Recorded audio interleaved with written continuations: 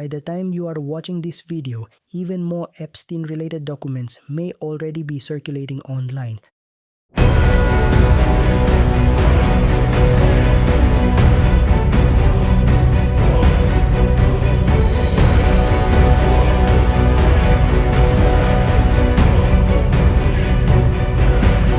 Because in early 2026, the United States Department of Justice released millions of pages connected to Jeffrey Epstein. They called it transparency, they called it accountability, they called it a historic disclosure. But when people actually started reading these files, something became very clear. This was not a clean release. This was not a professional operation. This was chaos. Today, we are not just talking about who appears in these documents. We are talking about how badly the system failed and why that failure may be more dangerous than any single name inside. On January 30th, 2026, a major press conference was held. Todd Blanche, former lawyer of Donald Trump and now Deputy Attorney General, stood before reporters and announced that over 3.5 million pages of Epstein-related records were being published. According to him, every document had been carefully reviewed. Every sensitive detail was protected, every victim was respected, and nothing important was being secretly hidden. He described it as one of the most transparent actions in modern American history. If you listen to that speech without questioning it, you would believe the system worked perfectly, but within days, that image collapsed. Among the first documents that drew attention were FBI tip reports. These files came from the National Threat Operations Center, where public tips are processed. Many of them were marked as unreliable, some were incomplete, some had no follow-up, which is normal in large investigations, but some were different. Some were marked as serious leads, some resulted in interviews. Several of these reports contained allegations involving Donald Trump. Now, it is extremely important to say this clearly. These are allegations. They are not court verdicts. They are not convictions. They are claims that require verification.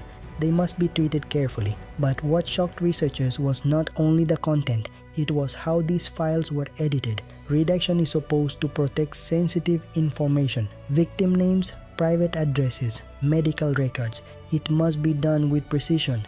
But in these files, it was a disaster. The same document appeared multiple times. In one version, information was hidden.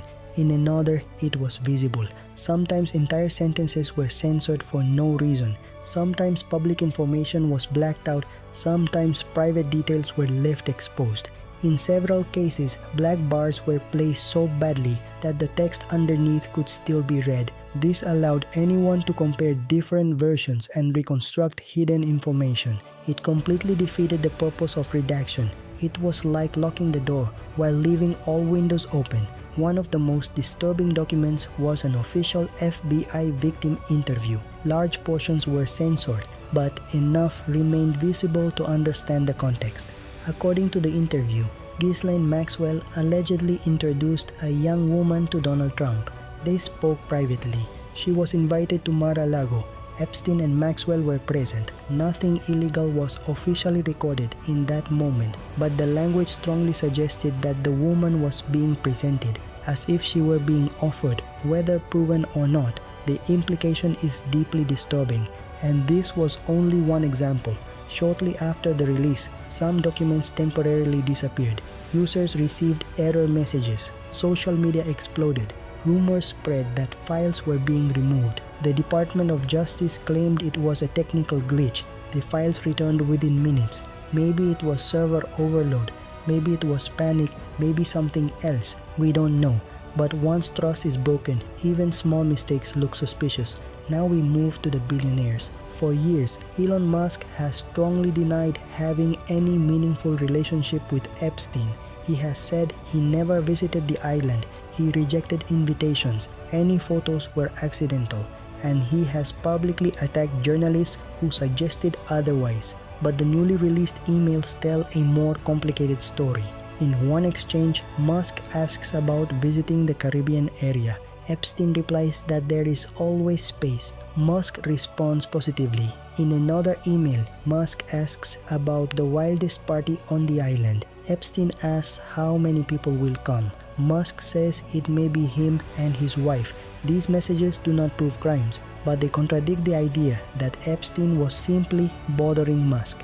Here, Musk appears engaged. He is planning. He is asking. He is participating in conversation. The timing is important. Epstein was convicted in 2008. By then, his reputation was destroyed. Yet many of these emails occurred years later. In one exchange, Epstein mentions that the ratio on the island might make Musk's wife uncomfortable.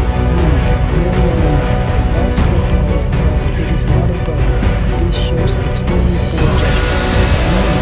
It raises serious ethical questions.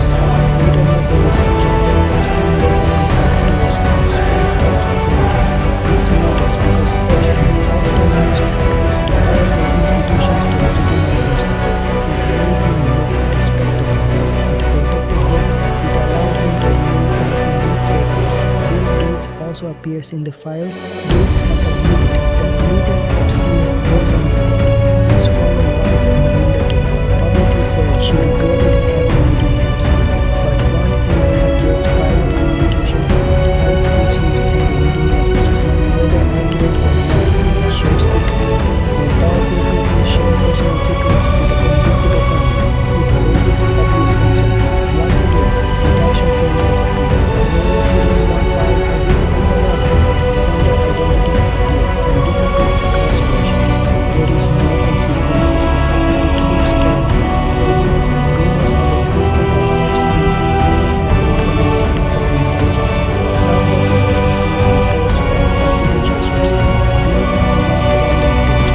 They are individuals who work with the investigators. One report suggests that powerful American figures may have been compromised. These are intelligence reports, not verdicts. They are not proof, but their presence raises national security questions. One of the most troubling email chats involves Russian officials.